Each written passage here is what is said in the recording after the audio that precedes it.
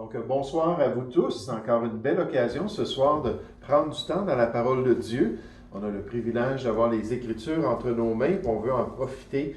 Puis vraiment que le Seigneur puisse nous exhorter, puis nous édifier par les Écritures et nous permettre d'accomplir sa volonté.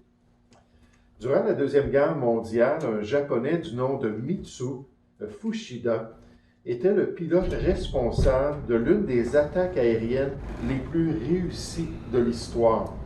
Il avait sous son commandement un escadron de 360 pilotes spécialement sélectionnés et le 7 décembre 1941, son escadron a bombardé Pearl Harbor aux États-Unis. Fuchida est rapidement devenu l'un des pilotes les plus décorés de l'armée de l'air japonaise et le plus détesté des forces américaines. Parmi les Américains, un homme du nom de Jacob Deschazer, un jeune pilote de bombardier B-25, rêvait un jour de pouvoir aller rendre l'appareil aux Japonais.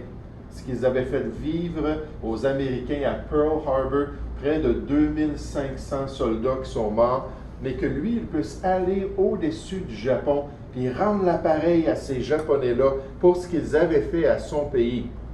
Un jour, cette occasion s'est présentée, alors que Deschazer a participé au tout premier raid sur le Japon. Mais après avoir largué ses bombes sur la ville de Nagoya, Deschazer s'est perdu dans le brouillard et a été contraint d'abandonner son avion à cause d'une panne de carburant. Il a rapidement été fait prisonnier par les Japonais et pendant près de 2 ans, il a souffert la faim, le froid, la dysenterie et la mort de tous ses compagnons dans une prison japonaise.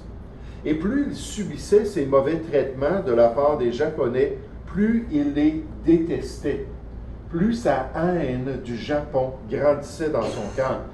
Et vous allez voir comment Dieu a totalement changé ça. C'est vraiment surprenant. Puis en 1944, quelqu'un a donné une Bible à cet Américain. Il a commencé pour la première fois à lire la Bible en débutant avec Genèse chapitre 1. Puis il a lu tout à travers la parole de Dieu, dormant à peine dans sa cellule alors qu'il voulait connaître le plan de Dieu.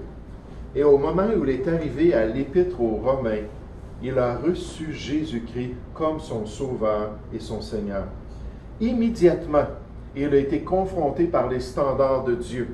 Il a lu dans Matthieu chapitre 5 au verset 44 ce défi crucial que Dieu lui donnait d'aimer ses ennemis, de bénir ceux qui le maudissaient, de faire du bien à ceux qui le haïssaient et de prier pour ceux qui le maltraitaient et le persécutaient. Et grâce à cette vérité des Écritures, l'attitude de cet Américain-là envers ces gardes japonais a commencé à changer. Son hostilité s'est évaporée et chaque matin, il les saluait chaleureusement. Il a prié pour chacun d'eux et a cherché à témoigner auprès d'eux de l'amour de Christ. Lentement, leur attitude à son égard s'est mise à changer également. Et même certains d'entre eux ont commencé à lui apporter de la nourriture et des provisions supplémentaires. Finalement, la guerre fut terminée et Deschazer a été relâché. De retour chez lui, il s'est mis à étudier pour aller dans le ministère chrétien et il s'est aperçu que Dieu l'appelait à retourner au Japon comme missionnaire avec la grâce de Dieu. Après avoir établi sa première église dans Nagoya, la ville même qu'il avait bombardée, il a écrit un pamphlet intitulé « J'étais autrefois prisonnier des Japonais ». Et ça n'a pas été long que des milliers de Japonais ont entendu parler de son expérience. Il se promenait dans les villes partout, puis il donnait ce dépliant-là qui expliquait sa transformation. Cet homme qui avait pardonné à ses bourreaux, et qui était maintenant prêt à aimer ses ennemis. Et Dieu a commencé à bâtir son Église au Japon. Même Mitsu Fuchida, qui fut totalement désillusionné après la guerre et surtout par la perte de sa nation, un jour, en descendant du train de la gare de Shibuya à Tokyo, vit cet Américain-là qui distribuait de la littérature. Lorsque Fishuda passa près de lui, il lui remit la brochure intitulée « J'étais autrefois prisonnier au Japon ». La paix profonde qu'il y lit fut exactement ce qu'il recherchait. Désolé. Comme l'Américain l'avait trouvé en lisant la Bible, Fishuda décida d'en acheter une lui-même. Et malgré son héritage traditionnellement bouddhiste, dans les semaines qui ont suivi, en lisant la Bible avec avidité, il a reçu Christ comme son sauveur. Le 14 avril 1950, Fushida demanda à Jésus-Christ de lui pardonner tous ses péchés et de le transformer d'un ex-pilote amer et désabusé en un chrétien qui allait glorifier son sauveur. Fushida devint ensuite un évangéliste qui voyagea à travers le Japon et l'Orient pour présenter le récit du salut en Jésus-Christ à tous ceux qui voulaient bien l'entendre. Jacob Deschazer et Mutsio Fushida étaient des ennemis remplis de haine et de colère, mais ils ont fait l'expérience de la puissance transformatrice de Jésus-Christ qui a totalement changé leur vie. Ce soir, j'aimerais vous demander de tourner dans Romains chapitre 12. Et j'aimerais qu'on puisse comprendre comment Dieu nous demande d'être gracieux envers ceux peut-être qui rendent notre vie difficile, envers peut-être des personnes qu'on considère pénibles dans notre existence. Et comment le Seigneur nous appelle, comme cet Américain-là, et plus tard même comme ce Japonais-là, à changer de perspective, à cesser d'être amer, à cesser de vouloir nous venger contre les gens qu'on considère difficiles dans notre vie. Romains chapitre 12 est le tout pour nous permettre de glorifier notre Sauveur et d'être un instrument entre ses mains. Romains chapitre 12 à partir du verset 17, un passage bien connu, un passage probablement que vous pouvez citer par cœur, mais un passage qu'on doit écouter à nouveau, puis apprendre à nouveau à pratiquer ces vérités pour la gloire de Dieu. Le verset 17, Romains chapitre 12. Ne rendez à personne le mal pour le mal. Recherchez ce qui est bien devant tous les hommes. S'il est possible, autant que cela dépend de vous, soyez en paix avec tous les hommes. Ça, c'est le standard de Dieu, d'être en paix avec tous les hommes. Ne vous vengez point vous-même, bien-aimés, mais laissez agir la colère, car il est écrit « À moi la vengeance, à moi la rétribution, dit le Seigneur. Mais si ton ennemi a faim, donne-lui à manger. S'il a soif, donne-lui à boire. Car en agissant ainsi, tu amasseras des charbons ardents sur sa terre. Ne te laisse pas vaincre par le mal, mais surmonte le mal par le bien. » Ici, on a un passage qui vient encore nous interpeller. Un passage qui vient encore nous montrer le miroir spirituel de Dieu pour voir comment nous sommes dans nos relations, comment est-ce qu'on agit envers les gens qui, des fois, nous font du mal. Et Dieu veut qu'on puisse apprendre à pratiquer ce qui est bien aux yeux de notre Dieu sauveur. Ce Dieu qui désire que tous les hommes soient sauvés et parviennent à la connaissance de la vérité. Ce soir, premièrement, j'aimerais qu'on puisse considérer le défi d'être des enfants de paix. Le défi d'être des enfants de paix, comme ce fut le cas pour Jacob Deschazer, cet Américain-là que Dieu a finalement transformé. Une fois qu'il a goûté au salut, une fois qu'il a goûté au pardon, une fois qu'il a compris ce que son Sauveur avait payé pour lui, qu'il était prêt d'exprimer cet amour, puis d'exprimer cette grâce-là envers les autres, de faire partie de ceux qui recherchent la paix avec autrui, qui désirent être en paix avec tous les hommes, pour que Dieu puisse les utiliser et utiliser leur témoignage pour amener des gens comme Fushida au salut. N'est-ce pas? Je trouve ça merveilleux. Deux pilotes qui ont été vraiment des instruments de destruction, qui sont ensuite devenus des instruments de Dieu pour le pardon des gens. et qui ont recherché la paix avec tous les hommes pour la gloire du prince de la paix qui régnait dans leur cœur. Regardez au verset 17. On nous dit, ne rendez à personne. Donc ici, on nous dit qu'il n'y a pas d'exception. Il n'y a pas de raison. Il n'y a pas d'excuse. Ne rendez à personne le mal pour le mal. Recherchez ce qui est bien devant tous les hommes. S'il est possible, autant que cela dépend de vous, soyez en paix avec tous les hommes. Et des fois, dans ce processus-là, qui doit être réciproque, on fait des efforts pour être en paix avec autrui, on fait des efforts pour régler des querelles, on fait des efforts pour nous humilier puis reconnaître nos torts. Et des fois, l'autre partie ne veut pas la paix, n'est-ce pas? Mais là, Dieu dit, ça, c'est pas entre vos mains. Vous soyez responsables et faites ce qui est bien. Sommes-nous des enfants de paix dans nos relations? Sommes-nous en mesure de saisir la grâce du Seigneur pour être à notre tour gracieux envers autrui? Voulons-nous être ces instruments de paix entre les mains de celui qui peut sauver les pires ennemis, même de ses enfants? Comme par exemple le trophée de la grâce de Dieu dans le Nouveau Testament, c'est Saul de Tarse.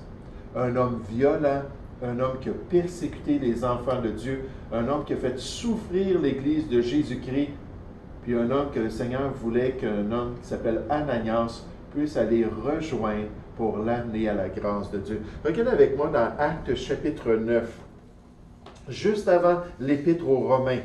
On a le livre des Actes des Apôtres. J'aimerais vous faire remarquer ça, le défi d'être un enfant de paix dans la vie d'Ananias. Alors que le Seigneur Jésus a dit, je veux que tu ailles confronter cet homme-là, Saul de Tarse, avec mon œuvre dans sa vie. Puis Ananias, il n'a pas dit, oui Seigneur, j'y vais avec joie. On voit le contraste avec Actes chapitre 8, n'est-ce pas? Dans une des villes de Samarie, il y avait Philippe l'évangéliste. Là, Dieu a dit, quitte ce grand réveil spirituel ici, puis va-t'en dans le désert, puis je vais te montrer quelqu'un. Il est parti en courant pour aller prêcher l'Évangile à cet Éthiopien-là qui avait besoin de la grâce de Dieu. Mais là, Ananias, c'était pas juste n'importe qui, c'était le pire des ennemis de l'Église de l'époque. Là, Dieu lui a dit, écoute, je veux que tu sois un enfant de paix, que je puisse t'utiliser pour accomplir ça. Verset 10, Actes chapitre 9, au verset 10, on nous dit, or, il y avait à Damas un disciple nommé Ananias. Donc, il marchait avec le Seigneur. C'était un enfant de Dieu. Le Seigneur lui dit dans une vision, Ananias. Il répondit, me voici, Seigneur. Je suis disponible. Je suis à ton service. Et le Seigneur lui dit, lève-toi, va dans la rue qu'on appelle la droite et cherche dans la maison de Judas un nommé Saul de Tarse. Là, je peux m'imaginer que le poil là, dans le cou d'Ananias a commencé à lui remonter. Juste en entendant ce nom-là, il avait une réputation, il était connu comme un grand persécuteur, comme celui qui avait l'autorité du Sanhédrin, la Cour suprême d'Israël, pour aller saisir les disciples de Jésus-Christ et détruire l'œuvre de Dieu, pour s'élever contre le nom du Sauveur. Il a dit, c'est lui que je veux que tu ailles rejoindre. Puis on nous dit, il a dit, le Seigneur, car il prie en ce moment, nécessairement, Saul est en train de jeûner, puis il avait tout remis en question sa vie. Et il a vu en vision un homme du nom d'Ananias qui entrait et lui imposait les mains afin qu'il recouvrât la vue. Donc j'ai tout préparé. Le rendez-vous est tout organisé. Tu as juste à y aller. Non, ça ne me tente pas. Il a de la misère avec ça. Ananias réfléchissait, puis il a répondu. Il a dit, Seigneur, j'ai appris de plusieurs personnes. Tous les maux, c'est un homme qui est pénible, c'est un homme qui nous rend la vie douloureuse, difficile, tous les maux que cet homme a fait à tes saints dans Jérusalem. Et il a ici des pouvoirs de la part des principaux sacrificateurs pour lier tous ceux qui invoquent ton nom. Mais le Seigneur lui dit, va. Car cet homme est un instrument que j'ai choisi pour porter mon nom devant les nations, devant les rois et devant les fils d'Israël. Et je lui montrerai tout ce qu'il doit souffrir pour mon nom. Ananias a accepté. Il est sorti. Et lorsqu'il fut arrivé dans la maison, il imposa les mains à Saul en disant, « Saul, mon frère, le Seigneur Jésus qui t'est apparu sur le chemin par lequel tu venais, m'a envoyé pour que tu recouvres la vue et que tu sois rempli du Saint-Esprit. » Au même instant, il tomba de ses yeux comme des écailles. Il était aveugle jusqu'à ce moment-là. Il recouvra la vue. Il se leva, il fut baptisé. Et après qu'il eut pris de la nourriture, les forces lui revinrent. Saul resta quelques jours avec les disciples qui étaient à Damas. Donc, ça a fait boule de neige alors que les autres ont commencé à se confier qu'il était vraiment devenu un chrétien. Et aussitôt, il prêcha dans les synagogues que Jésus est le Fils de Dieu. Un des grands ouvriers de l'œuvre de Dieu, qui était avant un grand ennemi de l'Église de Jésus-Christ. Mais Dieu a demandé à Ananias, sois donc un enfant de paix, même envers des ennemis comme lui.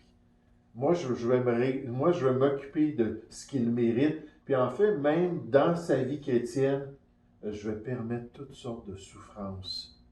Puis ce n'est pas nécessairement lié aux persécutions qu'il a fait, mais il dit, c'est ce que j'ai choisi pour lui. Mais il faut être comme Ananias. Il faut porter cette paix-là aux ennemis de notre Dieu pour que le Seigneur puisse même changer le cœur de personnes qui étaient totalement contre lui. Maintenant, je vais vous faire remarquer, deuxièmement, ce soir, que notre texte biblique présente le défi de se confier en Dieu. Le défi de se confier en Dieu, le défi d'être un enfant de paix et d'être un instrument entre ses mains, mais en face de toutes les injures, en face des injustices, en face des difficultés, le défi de se confier dans le Seigneur, de mettre notre confiance en lui en face de notre haine, de nos ennemis, en face du désir de rendre à autrui l'appareil. Puis nécessairement, c'est normal, c'est humain. Même dans l'Ancien Testament, il y a toutes sortes d'informations pour le peuple juif concernant les vengeurs du sang. Lorsqu'une personne dans une famille se faisait tuer, tout de suite, il y avait une réaction de la famille. Il voulait attraper la personne puis l'exécuter. Puis Dieu ne condamne pas cela. Il a juste donné des règles, il y avait des villes où le meurtrier pouvait s'en aller puis être examiné par des juges pour voir est-ce que c'était volontairement, est-ce que c'était prémédité, est-ce que c'était vraiment son désir de tuer la personne. Il y avait toutes des règles pour le protéger, mais Dieu ne condamne pas les vengeurs du sang, bien au contraire, parce que c'était une réaction normale. Il avait dit dans Genèse chapitre 9 que celui qui fait couler le sang d'un homme, par l'homme, son sang aussi doit couler. Il doit être exécuté nécessairement si ça a été fait volontairement, si ça a été fait par méchanceté. Mais le chrétien doit se confier en Dieu, puis il doit se confier dans la justice du Seigneur, alors qu'il considère ses sentiments ou les sentiments de son cœur. Regardez dans notre texte, toujours dans Romains chapitre 12, au verset 19.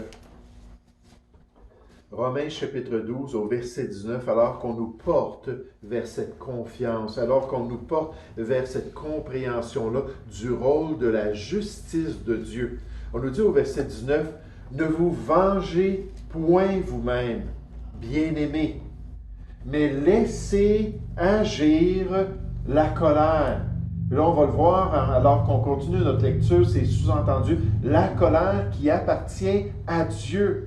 Dans Jean 1, 19, on nous dit que la colère de l'homme n'accomplit pas la justice de Dieu. Donc, on peut se tromper totalement alors qu'on suit nos sentiments, alors qu'on laisse notre cœur nous amener à nous venger contre les autres. On dit, ne vous vengez point vous-même, bien-aimés, mais laissez agir la colère, car il est écrit, « À moi la vengeance, à moi la rétribution, dit le Seigneur. » Et en face, encore une fois, de ce standard, en tant que chrétien, il faut avoir confiance dans la justice parfaite de notre Dieu. Il faut se rappeler qu'en son temps, le jugement divin va être manifesté, que les hommes vont recevoir le salaire que méritait leur méchanceté, méritait leur péché. Salomon a dit à son fils dans Proverbe 24 au verset 19, « N'y allez pas », il faut juste prendre la référence pour le vérifier. Il a dit, « Ne t'irrite pas à cause de ceux qui font le mal. » Il l'a dit à plus d'une reprise. « Ne t'irrite pas à cause des méchants. et ne porte pas envie aux méchants. Car il n'y a point d'avenir pour celui qui fait le mal. La lampe des méchants s'éteint, c'est juste temporaire, leur plaisir, leur richesse, leur abondance, leur succès, leur pouvoir, leur autorité. Ce n'est que temporaire. Il a dit, ne dis pas, je lui ferai comme il m'a fait. Je rendrai à chacun selon ses œuvres. Dieu dit, ce n'est pas à toi de faire cela. Ça, je me le réserve à moi-même. Cherchez avec moi l'Épître aux Hébreux, au chapitre 10. L'Épître aux Hébreux. J'aimerais qu'en tant que chrétien, on puisse entendre à nouveau cette promesse-là de la justice de Dieu. La justice de Dieu contre les méchants. Dans Romains 1, au verset 18, on dit qu'un jour, la justice de Dieu doit se manifester contre toutes les injustices des hommes, contre toute leur impiété, toute leur rébellion, toutes les choses mauvaises qu'ils ont faites sur la terre. Puis, en grande partie, ça va se manifester après leur vie ici-bas. Après la mort, Hébreux 9, 27, vient le jugement de Dieu. Mais Dieu va se manifester d'une manière ou d'une autre, que ce soit ici-bas ou ailleurs. Et je veux juste qu'on se rappelle de cela. Il ne laissera pas les gens faire le mal. Il ne laissera pas les personnes agir méchamment les uns envers les autres, sans qu'un jour il y ait une rétribution. Mais il dit, c'est à moi cette rétribution. Hébreux chapitre 10 au verset 26. Il dit, car si nous péchons volontairement, nécessairement l'Épître aux Hébreux s'adresse à des Juifs qui avaient été dans le ministère du Seigneur Jésus, et certains d'entre eux n'étaient pas encore sauvés. Mais il dit, car si nous péchons volontairement, après avoir reçu la connaissance de la vérité, il ne reste plus de sacrifice pour les péchés. Si on ne passe pas par Jésus-Christ, il n'y a aucun autre moyen de salut, il n'y a aucun autre nom qui a été donné parmi les hommes. Ce n'était même pas Abraham, ce n'était même pas Moïse par lequel il pouvait être sauvé. C'était seulement Jésus-Christ. Et il dit, il n'y en a pas d'autre sacrifice pour les péchés. Mais ce à quoi les gens peuvent s'attendre sans Jésus-Christ, on le voit au verset 27. Mais une attente terrible du jugement et l'ardeur d'un feu qui dévorera les rebelles. Celui qui a violé la loi de Moïse meurt sans miséricorde sur la déposition de 2 ou 3 témoins. De quel pire châtiment pensez-vous que sera jugé digne celui qui aura foulé aux pieds le Fils de Dieu, qui aura tenu pour profane le sang de l'alliance par lequel il a été sanctifié et qui aura outragé l'Esprit de la grâce, car nous connaissons celui qui a dit. Pour ceux qui sont sauvés, pour ceux qui connaissent les vérités bibliques, il dit, notre Père Céleste, on le connaît aussi de cette manière-là. C'est lui qui a dit, à moi la vengeance, à moi la rétribution. Et encore, le Seigneur jugera son peuple en parlant du peuple d'Israël dans le contexte. C'est une chose terrible de tomber entre les mains du Dieu vivant. En tant que chrétien, il faut avoir confiance qu'en son temps, le jugement de Dieu va paraître. Que le Dieu des vengeances, lisez le psaume 94, on répète ça, Dieu, c'est le Dieu des vengeances. On nous dit dans les psaumes que Dieu se venge de ses ennemis, qu'il garde rancune contre le méchant. Et pourtant, c'est pas tout le temps cela qu'il fait, n'est-ce pas? Si le méchant se repent, si le méchant se laisse toucher, est-ce que Dieu aime la perte du méchant? Dans le livre d'Ézéchiel, il parle de tous ses jugements, puis il dit, est-ce que c'est ce que je veux? Ézéchiel 3, 18, Ézéchiel 18, 23. Est-ce que je veux la perte? Est-ce que je veux la mort du méchant? Non, c'est pas ça que je veux. Mais je veux plutôt qu'il se repente et qu'il vive. Mais Dieu, ultimement, n'est pas bonasse. Ultimement, il est le juge devant lequel les hommes vont un jour devoir paraître. Mais le Dieu des vengeances va se manifester dans toute sa fureur au moment prévu. Sa justice va rendre à tous les hommes mauvais selon leurs œuvres. Dans le livre de l'Apocalypse, alors qu'on regarde la période de la tribulation, dans Apocalypse 15 au verset 1, on nous dit que c'est le temps de la colère de Dieu. La colère de Dieu contre l'impiété des hommes. L'apostasie qui va être généralisée, le rejet complet de l'œuvre de Dieu, de la personne de Dieu. Ces gens-là qui vont suivre un être humain, qui va être un impie, qui va être rebelle à l'Évangile de Dieu et qui va amener tout le monde à se détourner du plan de Dieu. Et la colère de Dieu va se manifester par 21 fléaux sur la planète Terre. En ce moment, on parle beaucoup de changement climatique, n'est-ce pas, de toutes les situations qu'on voit qui deviennent de plus en plus extrêmes. J'aimerais vous dire, à la lumière de la révélation biblique, c'est rien. C'est rien ce que les gens expérimentent aujourd'hui. Puis c'est pas que je suis insensible, c'est pas que je dis, ah, c'est pas grave ces choses-là. Non, non, non, c'est très intense. Mais c'est rien en comparaison avec ce que le Seigneur va permettre à l'avenir. Pourquoi? Parce que ce sera le temps de sa vengeance.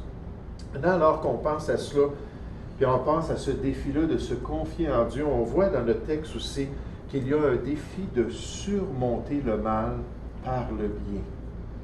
Le défi pour le chrétien de surmonter, d'être victorieux, d'aller au-dessus de sa vengeance, de sa colère, pour faire le bien malgré tout, d'être victorieux par la grâce de Dieu pour être bon malgré la méchanceté d'autrui, de se placer ici parmi ceux qui suivent l'exemple du Dieu qui est lent à la colère et riche en bonté. Regardez avec moi au verset 20 de notre texte biblique de Romains chapitre 12. Après avoir parlé de laisser la colère entre les mains de Dieu, positivement, qu'est-ce qu'on peut faire pour aider dans la situation? Qu'est-ce qu'on peut faire pour avoir un meilleur témoignage en tant qu'enfant de paix? On nous dit au verset 20, « Mais si ton ennemi a faim, donne-lui à manger. S'il a soif, donne-lui à boire. C'est ton ennemi, mais tu es bon envers lui. Car en agissant ici, tu amasseras des charbons ardents sur sa tête. » Sa conscience, son cœur, son âme vont être affectés par cette situation-là, alors que tu es bon malgré qu'il t'a donné toutes sortes de mots dans ton expérience, dans cette relation. On nous dit, ne te laisse pas vaincre par le mal, mais par la grâce de Dieu, surmonte le mal par le bien. Sois prêt à être bon. Sois prêt à être miséricordieux. On peut réaliser que pendant toute l'éternité, il va y avoir des Japonais auprès du Seigneur parce qu'un Américain a été prêt à présenter l'Évangile à des gens qui autrefois il détestait. Mais Dieu lui a donné la grâce de le faire, n'est-ce pas? Il a mis dans son cœur ce ministère chrétien-là pour être un instrument puissant entre les mains de celui qui veut nous permettre d'aller même au-delà de nos sentiments, au-delà de la disposition de notre cœur, pour faire volontairement ce qui est bien aux yeux de Dieu. Être prêt à aimer nos ennemis, être prêt à aimer ceux qui veulent notre perte, pour pouvoir glorifier le Dieu de miséricorde. Une infirmière arménienne avait été faite prisonnière avec son frère par les Turcs.